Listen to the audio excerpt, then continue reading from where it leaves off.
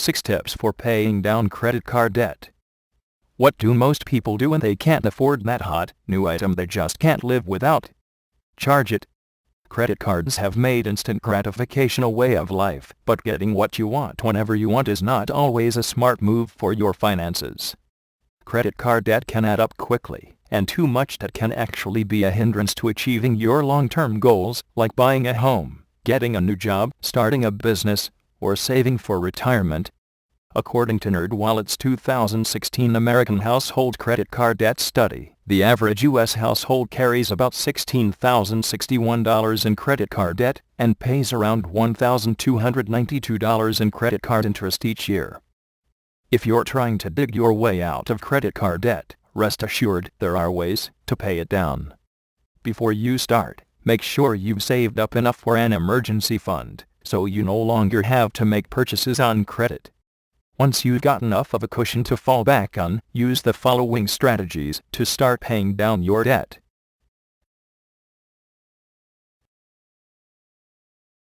Step number 1.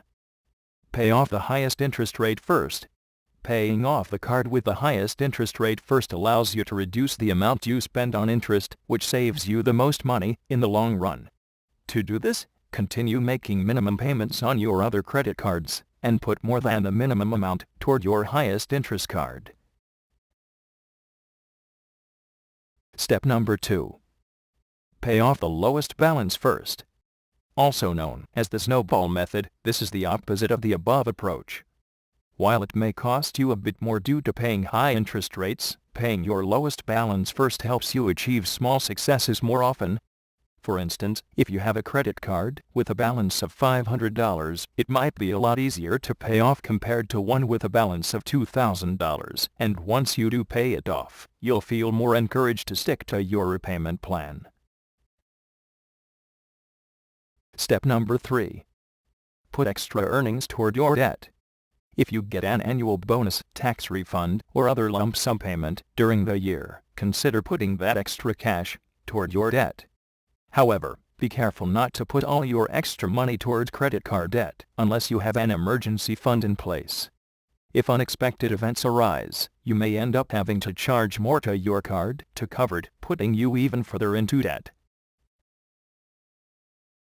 Step number 4. Do a balance transfer. Do your credit cards have high annual percentage rates APRs?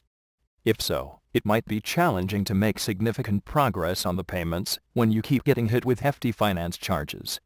A possible solution is to do a balance transfer, which involves transferring the debt from your credit card to one with a lower APR. Just make sure the fees don't cancel out the amount you'd save from doing the balance transfer in the first place. Step number 5. Negotiate a lower rate.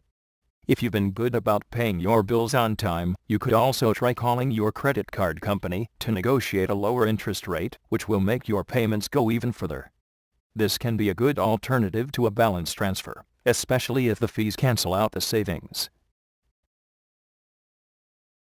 Step number 6. Tap into your home's equity.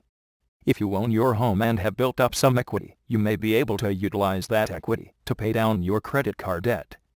One of the benefits of doing this is that you can get a much lower interest rate compared to that of your credit card, and the mortgage interest may be tax deductible.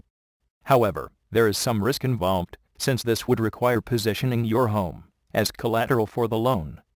Talk to your mortgage professional to see if tapping into your home's equity could help you achieve your goals. Looking forward to assisting you. Tim Bradford, Loan Officer with American Midwest Mortgage. Call anytime 216-324-8113. NMLS 142066 and 250013, Ohio 803389 and 007173.